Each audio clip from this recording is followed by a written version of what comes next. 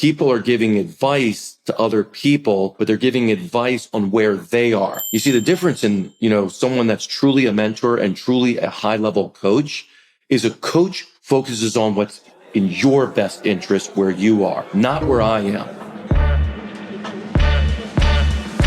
Kick it.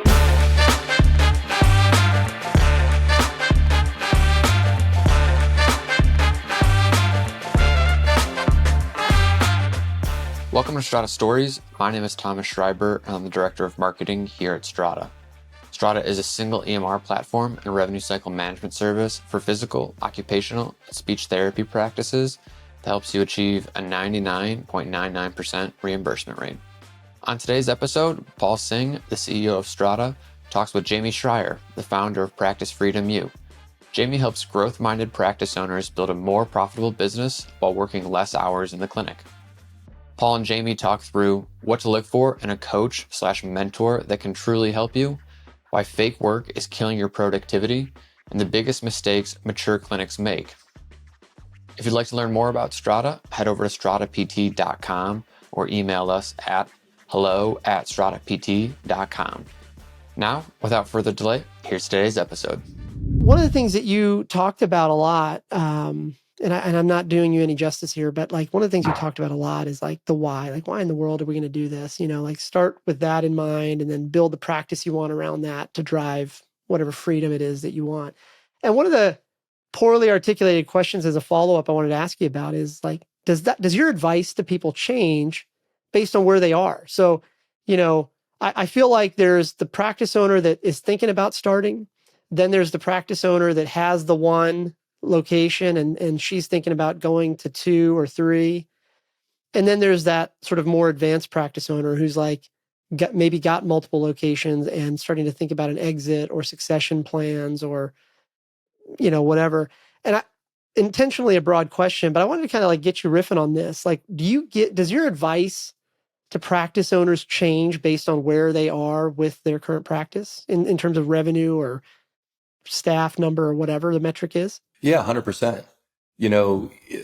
I look at businesses in a couple different ways. One of the ways is I look at stages of business. I remember reading a lot around there's different stages of business, especially small business, and in our world, service-oriented business. And not all businesses are treated the same.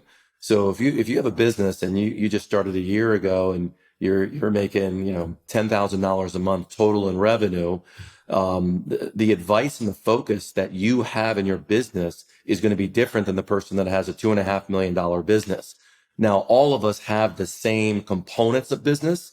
Every business in the world has the same components, has the same areas of business. Everybody has an audience, right? If you don't have a target audience, then I'm not sure what you're doing in business, but everybody has an audience that they're trying to help.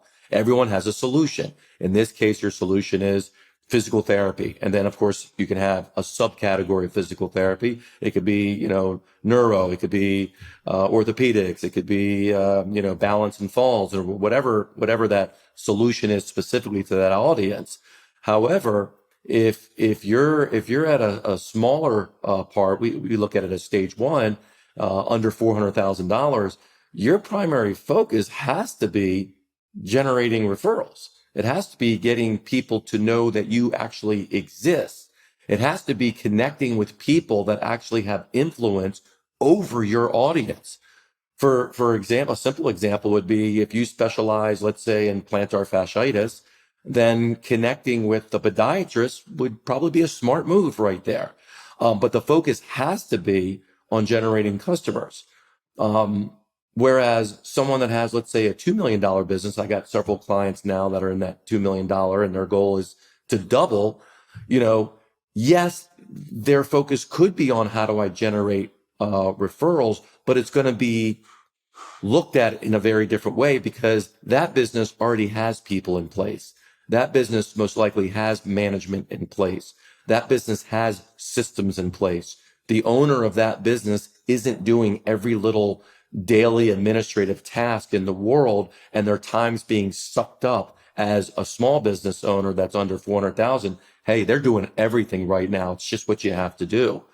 So The answer is yes. The advice will certainly change depending on where you are in your business and the primary problem areas that you have, versus the fact that yes, the components of the business are relatively the same, but it's the nuances of the problems you're focused on.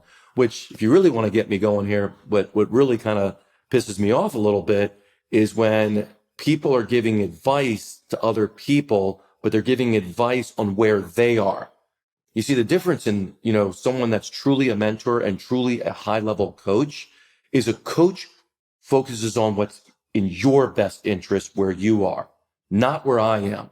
Sometimes you get around these peer-to-peer groups or you get around these other people that are just saying, well, what I did is I do this, this, and this. And it's like, your business is 10 locations and $5 million.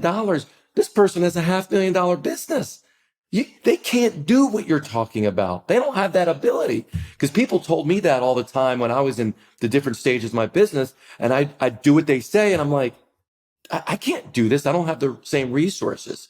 So it's really important to know and to be truly aware of where you are and what the focus you have to do at that moment, because every level, new level, new devil, as the term goes, every level has nuances and new challenges and new problems.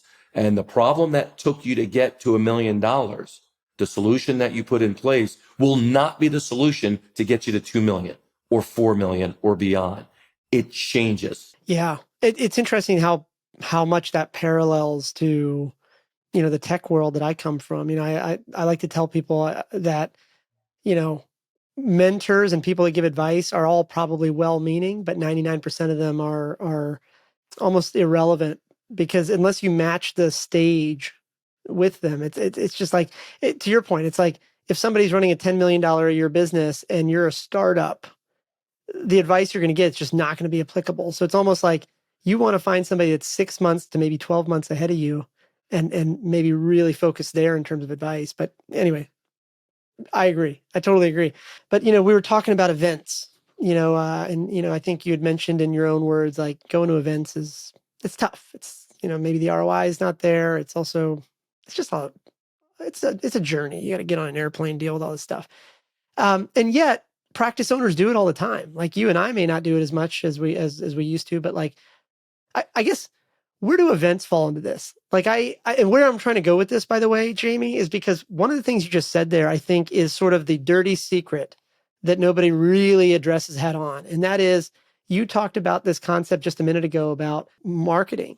Like if I can't remember if you said like plantar fasciitis, or it was some symptom, you were like, hey, at some point you've got to focus on growing referrals, or if you're in a direct access state, consumer marketing around it. But nobody ever does that. Like in the tech world, we always say companies don't die because they ran out of money. That's the symptom. The upstream problem is they didn't have any customers. And that's kind of what you're talking about here. And so what I see is like a lot of founders, not only in the PT world, but in the tech world as well, that they like spend all their time going to these conferences. They're basically doing fake work to look busy. And then they end up talking to somebody like you, or just like sitting there on Google one night trying to figure out why they're not growing. And it's like, if you're open to talking about this, like why do they do that? You think, like, why do all these practice owners sort of like, I don't know, it's like the illusion of work. And again, if we need to like cut this out because it's not a good angle, we can No, totally cut this out. I like what you're saying. Oh no, I love this topic, because I love that term that you said, the illusion of work. There's a great quote that I love to use by Henry David Thoreau, and it says, "Busy, so too are the ants. The question is, what are you busy about?" And I think where I live in that mid-Atlantic Northeast, I typically connect Maryland, maybe Northern Virginia to Northeast. Busyness is a badge of honor. When someone comes up to you, they say, "Hey, Paul, staying busy?" And you go, yeah, really busy. Almost to say that your busyness equals success. Your business equals, look how good I am. And don't even get me started on good and bad, because there's another area that I have some issues in. But this idea of busy. But the real question is, well, what are you busy doing? What is your busyness? Because the most successful people that I have connected with, and I'm talking extremely successful, not necessarily just in the PT business or in the healthcare business. I'm talking about in the world. You see, they don't go around saying how busy they are. See, what they're focusing on is how not to be busy, right? And how not to be busy is getting away, delegating, removing the task on your plate that's just sucking up your time. They're just time sucks. Or as one mentor of mine called it, time bandits. And too many of us are focusing on tasks that A, we don't like. I mean, we can almost say we hate them. B, we're not good at them. And C, they're not actually in the best interest of our business. So getting back to events. So events is a marketing strategy. It's one of many, many, many marketing strategies. And it's a marketing strategy that's kind of easy because you sign up for the event and you write your check and you show up with your table or your booth. It could be a local event. It could be a big event. I do a couple industry events, and then you go do it. You talk to some people, you give away some pens and stuff. And then, hopefully you get some clients. And if you don't get clients, you say, well, that event didn't work, but you don't know what else to do. So it's occupying your time versus being highly intentional in your marketing strategy to know how to generate. First of all, you should be generating potential customers. If you get a customer, that should be a bonus. But these events should be about getting people interested in what you do and potentially could be a customer either now or in the future. So it's not the event itself that's the problem, is we don't apply any type of thinking to this. We just kind of throw mud against the wall and we see what sticks.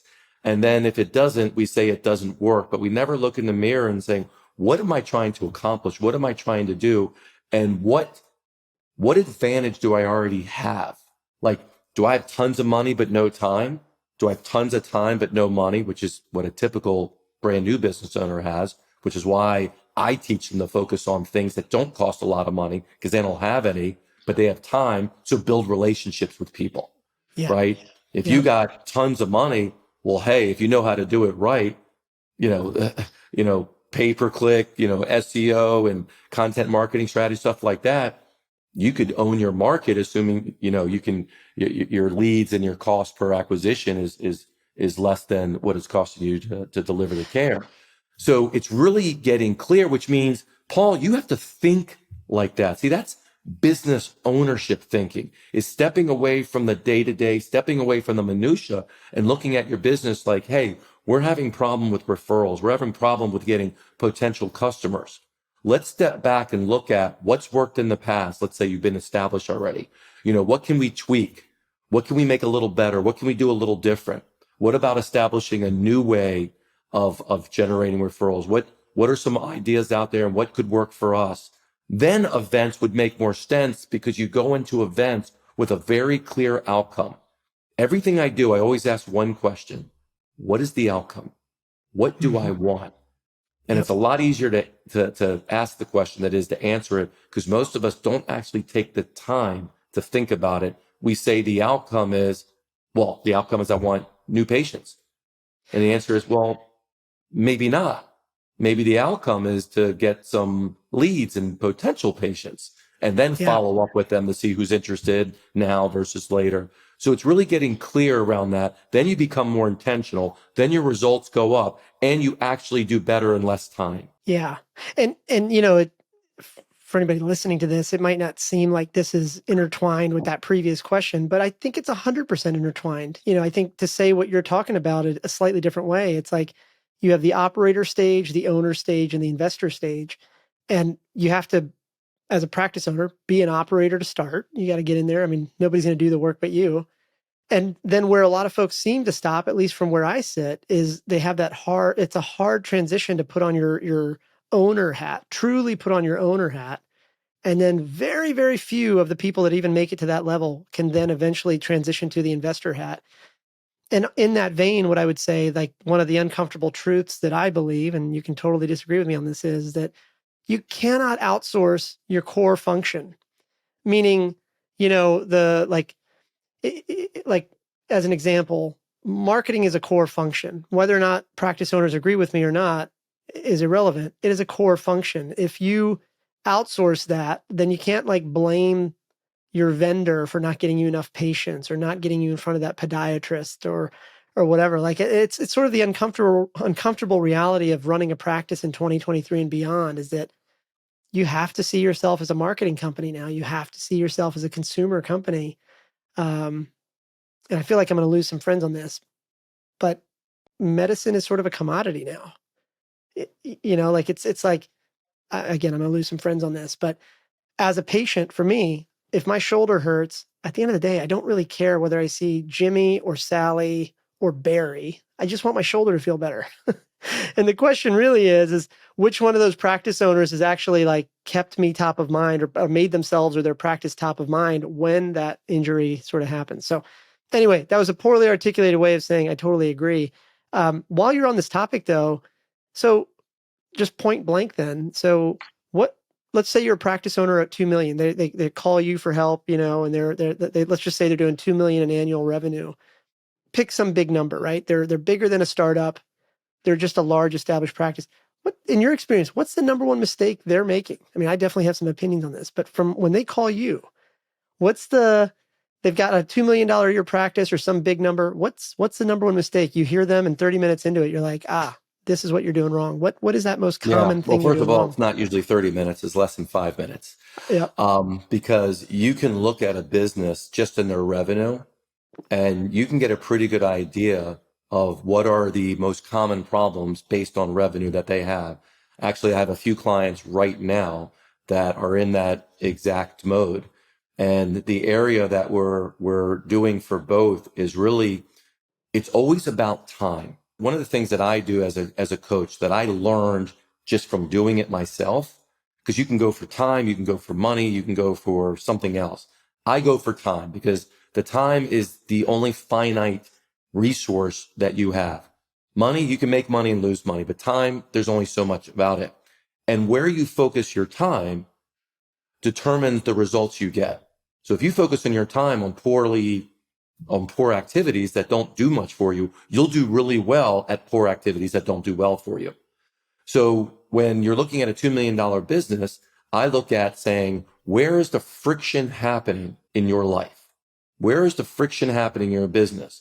And I'm thinking of two particular people that I'm working with, and both of them were still in some of the day-to-day stuff. They were still doing things they didn't particularly like. Now, did they have a team in place? They all had a team. They didn't have solid management. They had pseudo management. They're kind of sort of management. I go, well, do they have a job description? Do they have an agreement?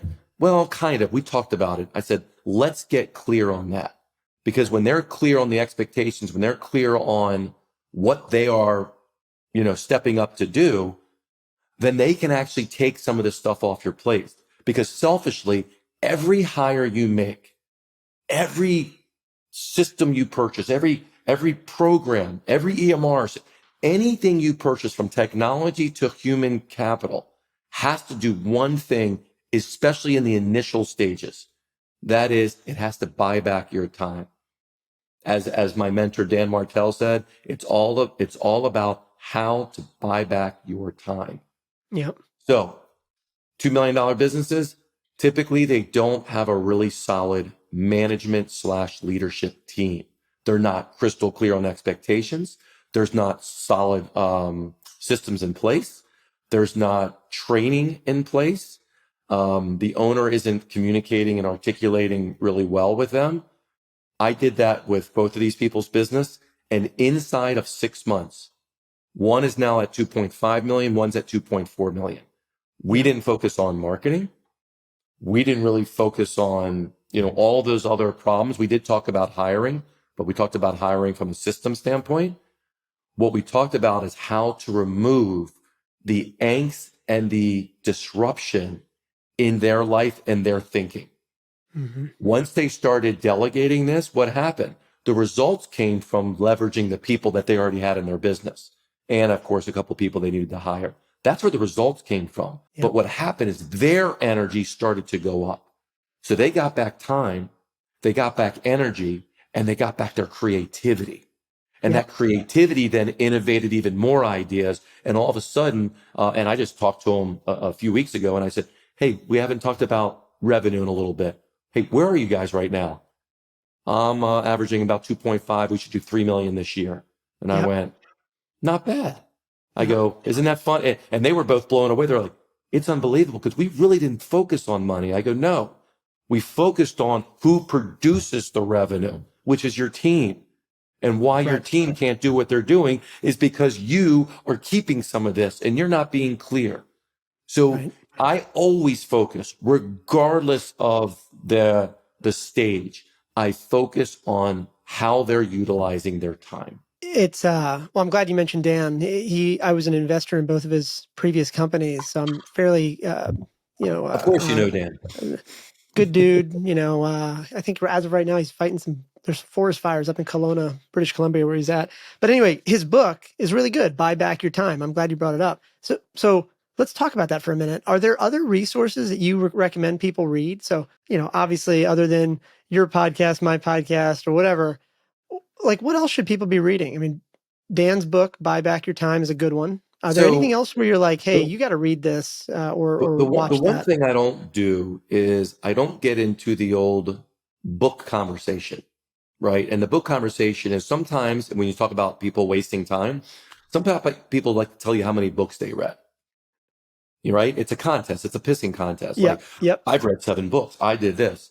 Well, the problem with me is when I read a book, like when I look at How to Buy Back Time, I'm devouring his book. Like I'm looking at it from so many perspectives. I'm trying to connect the dots of other things I've learned because there's nothing new, right? I mean, you have to look at all of this as there's nothing new. Dan just created what he looked at it in as far as time and time management.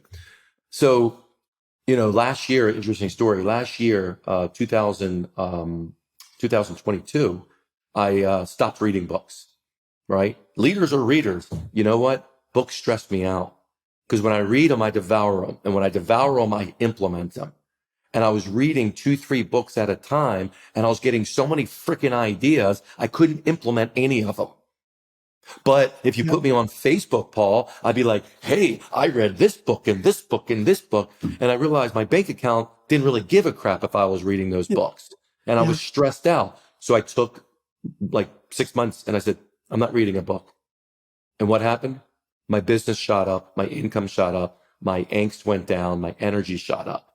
So there's so many great books out there. I mean, just the fact that just engage and get a habit of just reading, get one nugget or 2 nuggets from a book. Don't do what I do with books. I mean, I don't recommend that. But I, I got so many I, right here. I got, This is Marketing, the Icarus Deception, Self-Deception, Never Split the Difference, How to Buy Back Your Time. I got my buddy Hormozy's book right here, $100 million offers, and his new book coming out, $100 million leads. Reboot is a great one. yep. The Big Leap by Gay Hendricks is a phenomenal book.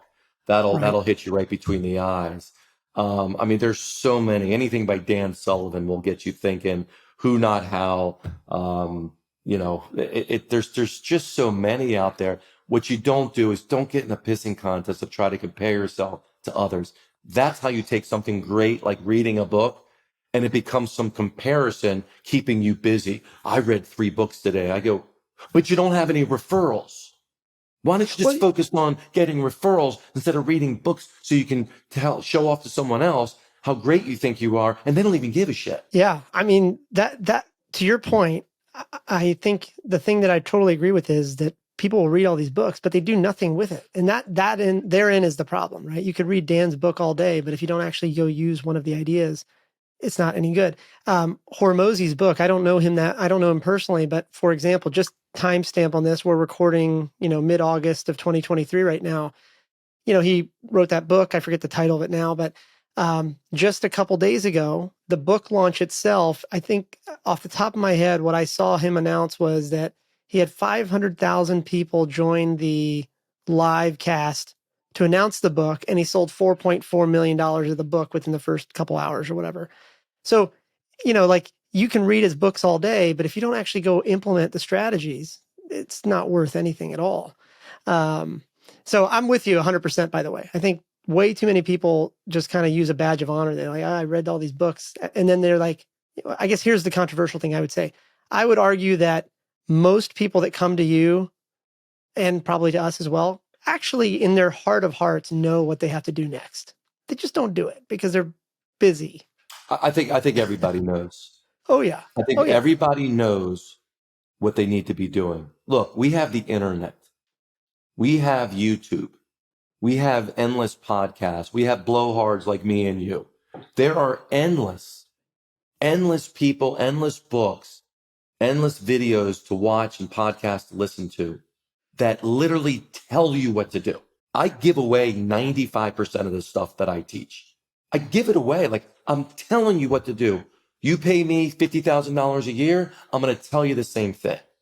Mm-hmm. But here's the difference. And here's what I learned when I wrote my first check for a business coach. My first check I ever wrote for a real business coach, not a program, not some group call. I'm talking one-on-one business coach. I wrote a check for $33,500 for 6 months. I was one desperate cat, but I wrote it to Jesse because I said, Jesse, tell me what to do and I'll do it. I don't care what it is. Tell me what to do. And my goal in the 1 year, my goal was just to make the money back. That's it. In 1 year, make 33,500 back. I made 35,000 because I knew once I learned it, I can then apply it. 2 years later, I made 450,000. Yep. Was 33,000 a good investment? I think so. So what the real problem is, which is why I started Practice Freedom U and why I do coaching and have other coaches that are helping, because knowing is dangerous. Because some of us, not all of us, think knowing is enough. Because we're smart. We like to know. We like to tell people all the ideas. We're like professors. Mm-hmm. The Yep. ones that, get made fun of, that, those who don't know teach or whatever. But the reality is we all need someone that is unbiased in the emotional day to day to help guide us through. Well, out of the 45 things you could do, what is the one thing you should do that's going to help you get what you want? Well, it's on this note, by the way, it's like, and somebody smarter than me is going to point out all the flaws in what I'm about to say, but basically what people don't understand is there's this paradox of choice. And as you become more successful, you're actually more likely to fail, not less likely, but more likely, because that you get more choices available to you. And all of a sudden, this is where you start to get super busy because you say yes to a million things, these opportunities that you didn't have when you were just starting your business or whatever. So the point is like, you almost have to be able to accept this idea that you have to say no to 10 times more things every month you're in business. Because anyway, let me pause on that. You mentioned this story. You talked about that story of like 30, you spent 33,000 on that coach. What's interesting about that to me is like, I want to ask about the mindset. I think what I hear when I hear you tell that story is that you had gotten to a point, probably, if I had to guess, reading between the lines of that story, up until you wrote that check, you probably were like a lot of these other practice owners. You're like, I'll just figure it out. I'll do it myself. I don't need to pay this, whatever. But then something clicked and you were like, this mindset shift happened. And you're like, I may not know everything. I'm going to invest in myself. And it paid off for you.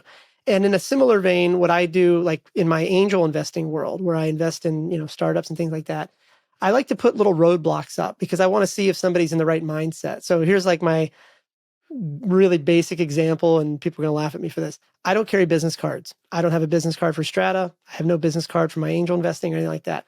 So when people say, hey, can I get in touch or whatever, I'll simply say, sure, email me at this. Here's my email. Just email me. It's public. You can, if you Google me, you'll see my email. Just email me and pick one topic and I'll respond with a scheduling link. 99% of people never get past that step because it's almost as if it was more fun to just ask if they could chat, and then they never get over that little mental hurdle. And obviously it's not like they're writing me a check for 33,000, right? But it's like, my point is, it helps me see whether or not they're really in the mindset of moving to the next level. So when you think about your business now, And, you're seeing these startup practices, these established practices, all these, this range of people that come to you. Are there little tests that you put in place that to see, not only how I mean, obviously them writing a check to you is the ultimate test. Are they willing to invest in their growth?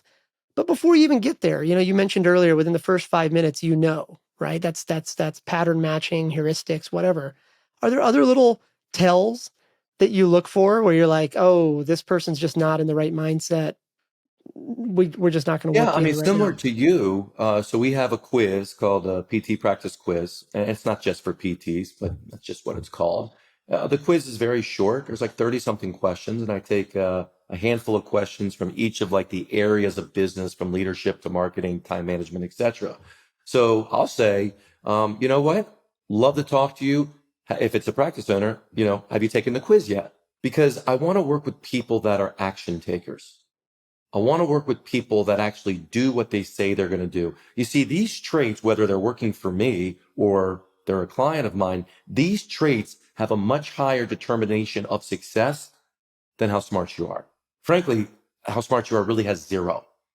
I mean, from what I do, zero. The smarter you are, like intelligent wise, the more you're going to question, the more you're going to mentally masturbate, thinking, and never actually doing. The more you're going to do pros and cons lists and this and that, and then you're going to get ready to get ready. Hmm. So what I'm looking at when someone comes to me is, hey, you know what? Love to talk to you. Why don't you take the quiz? And then we can schedule a time to review your quiz, basically where your business at, what you're looking for. And then I can, share what we're doing and we'll go from there.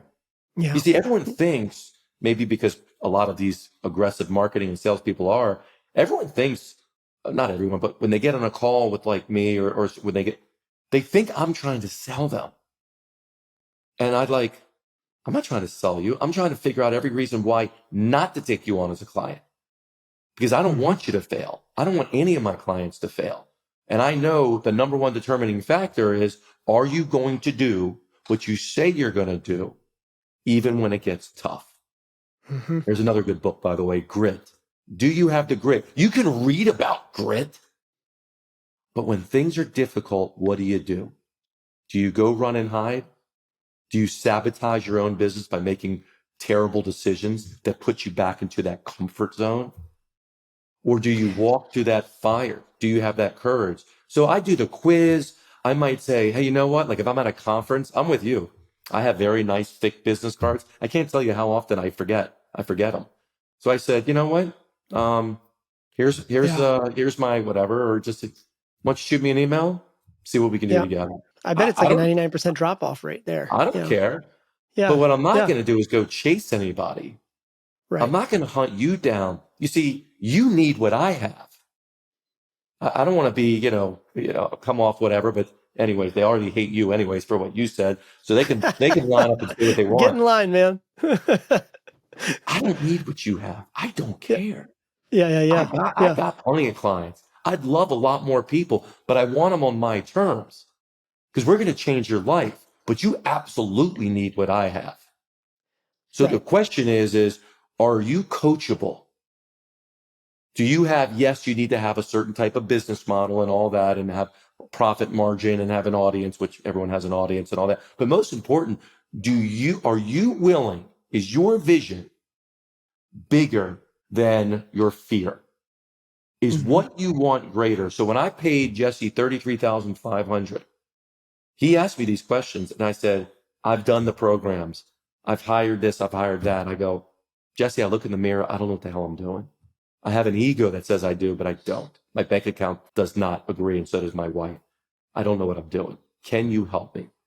He said, possibly. And then he started asking me questions about me. Mm-hmm. And I said, Yep. I will do whatever you tell me as long as it's legal, moral, and ethical. Actually, morality is another issue. But hey, as long as he goes, I'll never ask you to do anything like that. He goes, but if you don't do it, if you don't overcome you and your own fear and your own bullshit, then you're not going to be able to get through. Because if you already knew how to do it, you would have done it. So there's fear that's blocking you from doing it.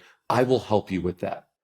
So as much as people may not agree with me on this. I don't come from healthcare, right? So even if people won't agree with me on this, the fact is, the more and more we talk, the more and more I meet our clients at Strata, stuff like that, there are so many parallels between practice owners and let's call them tech founders or tech company owners.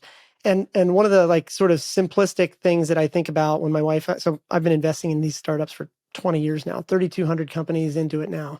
And I always tell people like what the anecdotal thing that we're looking for, like the most successful people across the tech sector, and I think by extension, the PT sector as well, is that these founders and these owners tend to be relentlessly resourceful and incredibly self-aware. So relentlessly resourceful in the sense that they're not usually scared of saying, I don't know, and whether they Google it or they come to you or they, have a friend, either way, they're resourceful. They will figure out how to get the answer they need and then implement it. But then they're also incredibly self-aware, and they are self-aware enough, to your point, you used the word coachable. I would say it's very similar. It's like they're self-aware enough to say, this is or isn't my core business, or I'm not good at that. I'm going to double down on my strengths, not try to fix my weaknesses, whatever it might be. The point is, those two traits, though, relentless resourcefulness and incredible self-awareness, I think are sort of the cornerstones of it's like to your point, I can tell within the first 5 minutes of meeting a founder or an owner whether or not the business is investable, because it's like you just kind of know. You talk to thousands of people, you figure it out real fast. You're like, oh, this isn't going to work. Um, so this is interesting. I did not expect you to say Dan Martell, by the way. So Dan mentioned something. Like I said, I don't have any business relationship with him. I was an investor in his previous companies, but he posted something related to this topic. I think just a couple days ago. I don't know if you noticed this on Instagram or wherever it was. He said something, and I'm not doing any justice, but for the interest of time, he said something along the lines of, "There are people dumber than you building the business you want to build somewhere else. So you got no excuse." And that's kind of what we're talking about here, I think, in a way, is that like these people already know what they need to do. And some of them just may need a push from you. Some of them may need. Yeah, Paul, look at the oxymoron here. You've already been told your whole life that doctors make the worst business owners, right? We heard that. Mhm. We've heard that saying, right? Maybe Yep. lawyers the same way or whatever. What they're really saying, what I discovered is what they're really saying is the reason they make bad business owners because they're very intelligent people in their craft. And what happens is because we think intelligence is amongst everything, we just assume that the doctor knows everything about everything. And the reality is they know what they've been taught. So if they've been taught business, I'm sure a doctor would be a fine business owner, or they experience business enough to learn. But if they haven't, just because they know about how to do this surgery or how to diagnose this problem doesn't magically know about spreadsheets and marketing and operations and systems and team building, right? So this ego gets in our way. And of course, when you get lots of good grades and told how smart you are your whole life, you start to buy into it and believe it. And whether it's physical therapy, chiropractic, doctors, podiatrists, dentists, we're all in the smart profession. And we all have the same syndrome, smart people syndrome. And that is our biggest problem. It's not tactics. It's not strategy. It's not any of those other things. It's us getting out of our own way. And when we are coachable, what we're saying is, I'm willing to learn. I'm willing to hold up the mirror to myself. I'm willing to learn about this idea of emotional intelligence, not just IQ, but EQ. And of course, the Mhm. first component of emotional intelligence is self-awareness. And if we're not aware of who we are, what triggers us, what habits we have, then every time we see the outside world, we're going to see with that skewed lens. And then we make really bad decisions, especially around who we surround ourselves with. Yep. So when you and I are talking to somebody, potentially to have a client or you to have an investor, what we're really looking at is them. We know if they have the it factor. Now, do they have to have a solid service, or in your case, a solid product? Yeah, but you also know with money, you can develop even a better product. But if without the right person, it doesn't matter how good their product is. It doesn't matter how much money or what impact we can make in the world. If they don't have what it takes, it's going to be a nightmare. Yep. So it Yep. doesn't matter what business we're in. We're in the business of humans. I agree totally. By the way, I have a hypothesis that is not backed in any data, but I'm going to throw it out there too. I think to become a doctor, you have to look smart and be smart. And hear me out on this for a second. It's like to get to the next level, you have to be smart. You got to get A's or whatever you got to get, but then you got to look smart. You got to say all the right things. You can kill your entire career from what I've learned by just doing the wrong thing one time or saying the wrong thing one time. So you go through that. So in other words, to become a doctor and to remain a doctor, you can't mess up. You have to look smart, be smart, and you play to not lose all the time. And counterintuitively, so first of all, that's what it takes to be a successful doctor. You just can't mess up. You're messing with people's lives, their bodies, that sort of thing. You just can't mess it up. I get it. But the paradox is to be successful in business, you have to embrace looking stupid. You have to be willing to say, I don't know, or look dumb or whatever. And that's the paradox between running a business and being a medical practitioner, I think. And it's just, I don't have a solution on it other than to just start with, let's just identify the problem, which is you have to be smart and look smart and not screw it up to be a doctor. But to run and grow a successful practice, you got to kind of embrace the opposite. Like, I don't know, we're going to try this, we're going to try that, and then just go do something about it. Now, back to what you just said there, which I thought was really interesting. You're starting to allude towards, God, I forget how you just said it a minute ago, but you're sort of alluding to the questions or the things that these people have to do to if they're ready to shift their mindset. So I guess the question I would say is like, let's say there's a clinic owner or whatever out there right now, and they're starting to connect the dots here, and they're like, well, maybe I do have to shift their mindset.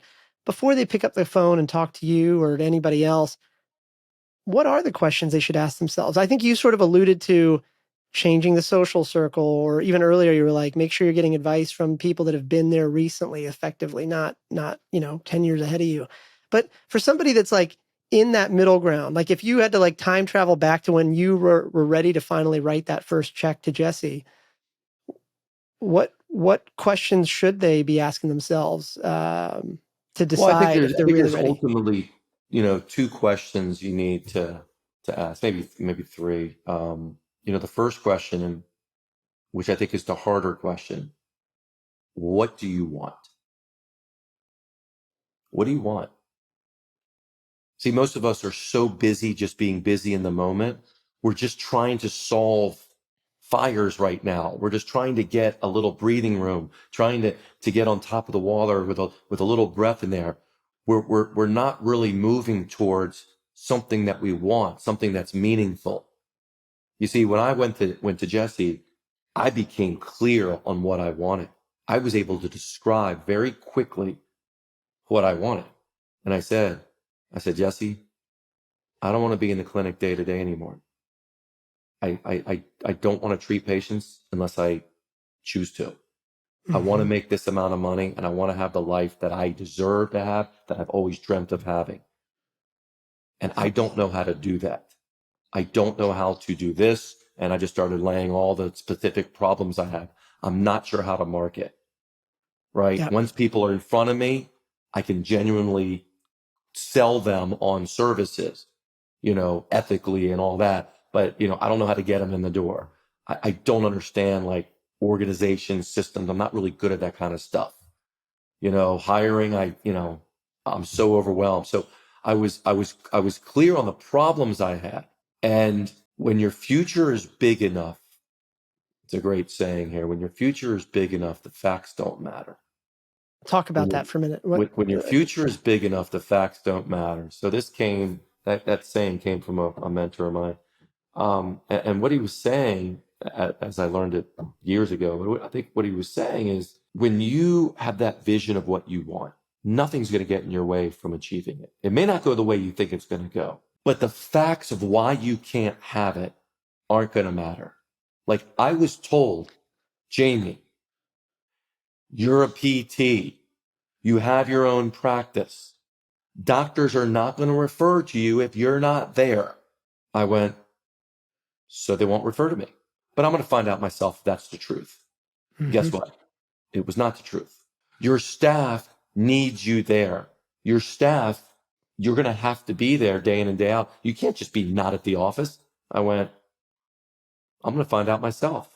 And what happened was it's the opposite. The staff didn't mind me there, but they loved it when I wasn't there, and they were empowered to do their job. That's the real kind of picture, is what the hell do you want and what are you willing to do to get it? Yeah. So I ask people, Paul, take me, and some people can't think 5 years or 10 years. I said, take me a couple years out. Take me 2-3 years out. What does it look like for you if anything was possible? You know, the magic wand, if anything was possible. So I help them kind of develop their vision. I don't give them the vision, but I help them have permission to speak like they did when they were 5, and they didn't have any problem saying what they've dreamed of. But when you get older, you limit that creativity, that dreaming. We need to dream more. And then they want to try to solve it. So they tell me every reason why they can't do it. I said, well, let's just don't worry about that. And then I just ask them, so what's stopping you? What's truly stopping you? And ultimately, every single person, especially when they become a client, ultimately they come to the same answer. And they go, well, nothing's really stopping me except me. And I went, thank you. I think you'd be a great client, because when you realize you're the damn solution, we can make things happen. When they say, well, Jamey, what's really stopping me is damn insurance companies don't pay enough.